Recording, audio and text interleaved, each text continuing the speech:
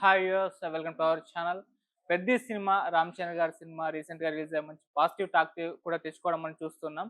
మరి ఈ సినిమా ఇంకా థియేటర్‌లో సందడి చేస్తుంది. ఇప్పటికే రిలీజ్ అయ్యి ప్రీమియర్స్‌తో కలుపుకుంటే 5 డేస్, నార్మల్‌గా అయితే 4 డేస్ కంప్లీట్ చేసుకుంది. మరి ఎలా ఉంది కలెక్షన్స్? మరి లాభాలు రావాలంటే ఇంకెంత కలెక్ట్ చేయాలి? బ్రేక్ ఈవెన్ అవుతుందా? లేదా? సో, దీనికి సంబంధించి కంప్లీట్‌గా ఎలా ఉన్నాయి కలెక్షన్స్ అనేవి తెలుసుకోవడానికి ప్రెజెంట్ మనతో పాటు ప్రొడ్యూసర్ నట్టికుమార్ గారు ఉన్నారు. వారిని అడిగి దీని గురించి కంప్లీట్‌గా తెలుసుకునే ప్రయత్నం చేద్దాం. నమస్కారం సార్.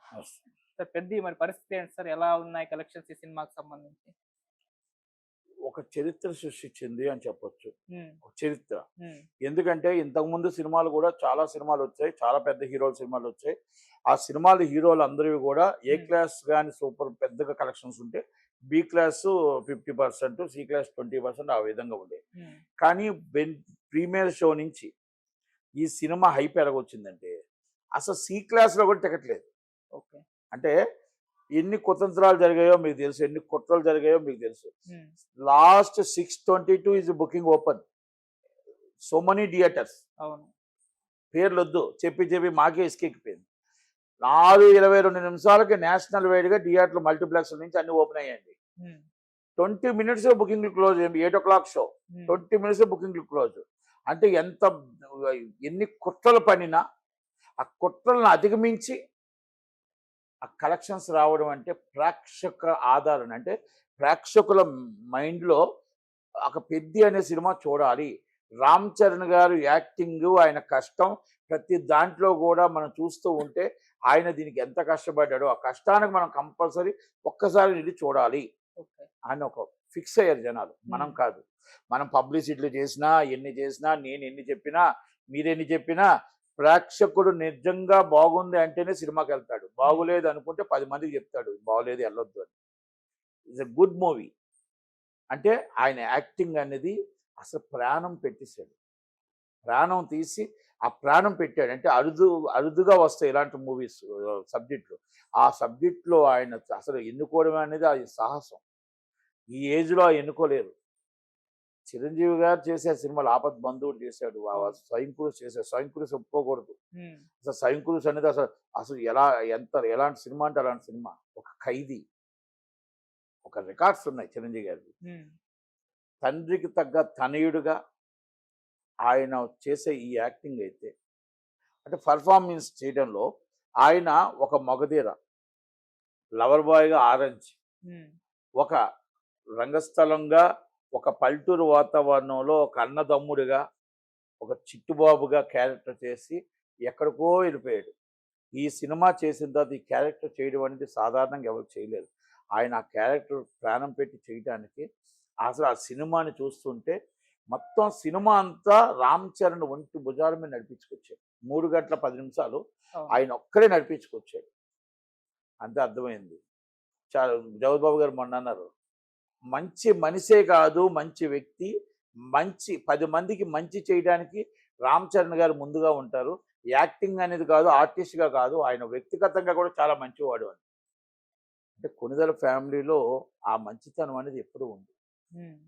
కొణిదెల వెంకట్రావు గారి దగ్గర నుంచి, కొణిదెల చిరంజీవి గారి దగ్గర నుంచి, పవన్ కళ్యాణ్ గారి దగ్గర నుంచి, రామ్ చరణ్ గారి మిసెస్ ఈ ఆపతి అంటే ఆదుకోవడానికే ముందుంటారు. వాళ్ళంతా గూడా ఆపతంటే 10 మందికి చెయ్యి పెట్టేదే గాని, ఇంకొకరి దగ్గర ఆశించేది కాదు. 10 మంది బాగుండాలని కోరుకున్నాడు. 10 మందిలో ఆయన ఉండాలని కోరుకుంటాడు. అలాంటిది రామ్ చరణ్ గారు ఆయనకి హిట్ అవ్వాలని ప్రపంచం అంతా కూడా పూజలు చేశారు. ఈ సినిమా బాగుండాలని ఎందుకు పూజలు చేశారంటే, ఆయన దాంట్లో డబ్బులొస్తాయి. ఆ డబ్బులు 10 మందికి సహాయమే చేస్తారు. హ్మ్. కనుక అందుకే ఆయన బాగుండాలని కోరుకుంటారు. ఓకే. ఆయన అలాంటి ఆ యాక్టింగ్ అనేది ఎవరు చేయలేరు. ఒక కుస్తీ క్యారెక్టర్ గాని, ఇంకోటి గాని క్యారెక్టర్ గాని డిఫరెంట్ క్యారెక్టర్స్. అంటే నేను సబ్జెక్ట్ పూర్తిగా చెప్పడం అనేది కరెక్ట్ కాదు గానీ, హ్మ్. సినిమాకెళ్ళి చూడాల. నేను అందుకే చెప్తున్నా. సినిమాకెళ్ళండి. నచ్చితే 10 మందికి చెప్పండి. నచ్చకపోతే 20 మందికి చెప్పండి. ఇది నేషనల్ అవార్డ్స్. నేషనల్‌గా ఏవేలో ఎన్ని అవార్డ్స్ ఉన్నాయో, హ్మ్. అన్ని అవార్డ్స్ రామ్ చరణ్ గారి వంశం అవుతాయి. ఎందుకంటే Peddi award. National award, Peddi award. ఒక అప్లికేషన్ పెడితే అవార్డ్ రావాల్సిందే. No way. Nandi award Peddi. Gaddar award Peddi. National award Peddi. ఫోన్లు చేయాల్సిన అవసరం లే, రికమెండేషన్ చేయాల్సిన అవసరం లే. చాలా మందిలాగా రికమెండేషన్ చేసుకొని నా సినిమా ముందు అవార్డు ఇవ్వండి, నాకు అవార్డు ఇవ్వండి నా చెప్పుకునే పరిస్థితి కొనిదెల ఫ్యామిలీకి లేదు. అది అవసరం లేదు. కష్టపడ్డాడు, కష్టానికి ఫలితం వస్తుంది. కష్టపడ్డాడు, నేషనల్ అవార్డు వస్తుంది. ఈజ్ ఆస్కార్ అవార్డు గ్రహీత, నేషనల్ అవార్డు గ్రహీత కూడా రామ్ చరణ్ గారు అవుతారు. అప్లికేషన్ పెట్టి కూర్చుంటే వస్తాయి అవార్డ్స్.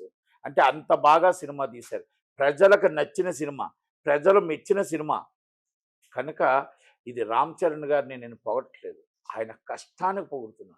ఆయన కష్టపడిన కష్టానికి, ఆయన ఎంత కష్టపడ్డాడో ప్రాణం పెట్టి పర్ఫార్మెన్స్ చేయడంలో డైరెక్టర్ చక్కగా మోల్డ్ చేసుకున్నాడు హీరోని. Is a great director. అలాగే ప్రొడ్యూసర్ సాహసం చేసి డబ్బు పెట్టడం అనేది చాలా అరుదైన విషయం. మైత్రి వాళ్ళకి చాలా గొప్ప విషయం. కనుక వాళ్ళు కూడా డబ్బు పెట్టి ధైర్యం చేశారు. అంటే ఇవన్నీ కలిపి ఈరోజు ప్రేక్షకుడు సినిమా చూసి today is the evening is break even. Today evening is break even. అంటే బ్రేక్ ఈవెన్కి అయిపోతుంది అంటే మనం ఆ సినిమా కోసం మనం చూసుకోవచ్చు. రేపు నేను ఎక్స్పెక్ట్ చేస్తున్నా 700 crores చేస్తుందని. ఓవరాల్గా 700 crores చేస్తుందని నేను ఎక్స్పెక్ట్ చేస్తున్నా. కనుక ఆ ఛాన్సెస్ ఉన్నాయి. వాటికి 300 దాటుతుంది.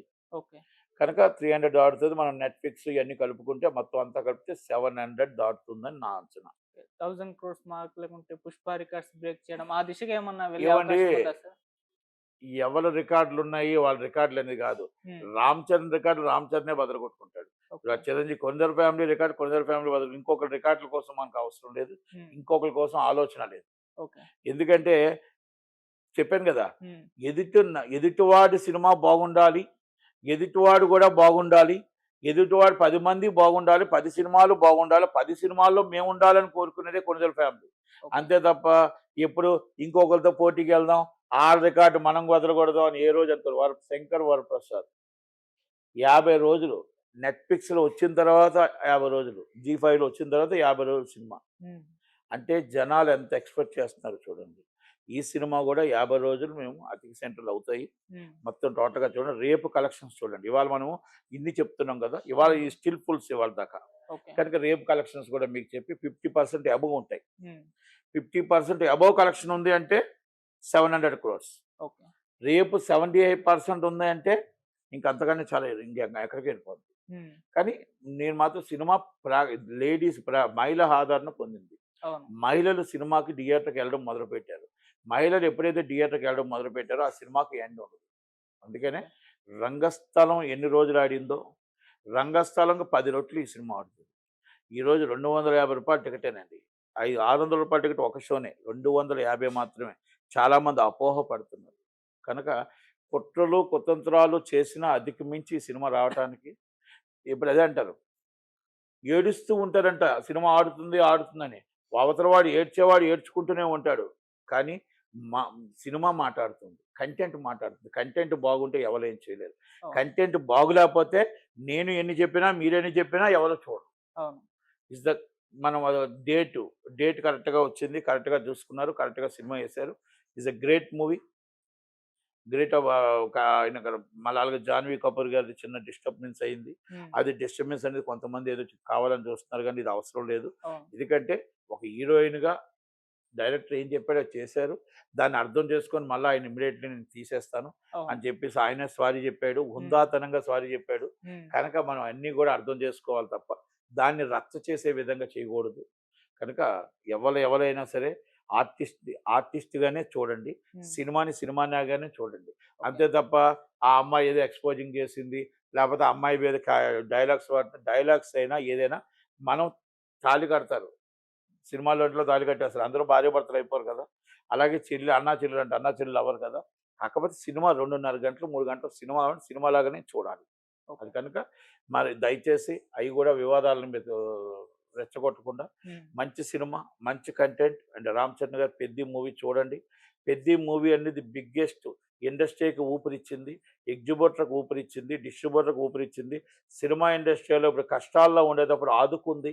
కష్టాల్లో నిజంగా హ్యాపీనెస్లో ఎగ్జిబిటర్స్ ఉన్నారు. కనుక అన్ని సినిమాలు హిట్ అవ్వాలని, అందరి హీరోలు బాగుండాలని కోరుకుందాం. కనుక ఈ సినిమా హిట్ అయినందుకు రామ్ చరణ్ గారికి ప్రత్యేక ధన్యవాదాలు తెలియజేస్తూ, ఒక ఎగ్జిబిటర్గా, ఒక డిస్ట్రిబ్యూటర్గా, ఒక ప్రొడ్యూసర్గా చిరంజీవి గారికి పూర్తి నమ్మకం. నాకు 6 నెలల నుంచి ఈ సినిమా మీద నమ్మకం. 6 నెలల నుంచి నేను ముందే చెప్పుకొస్తున్న బ్లాక్ బాస్టర్ అని.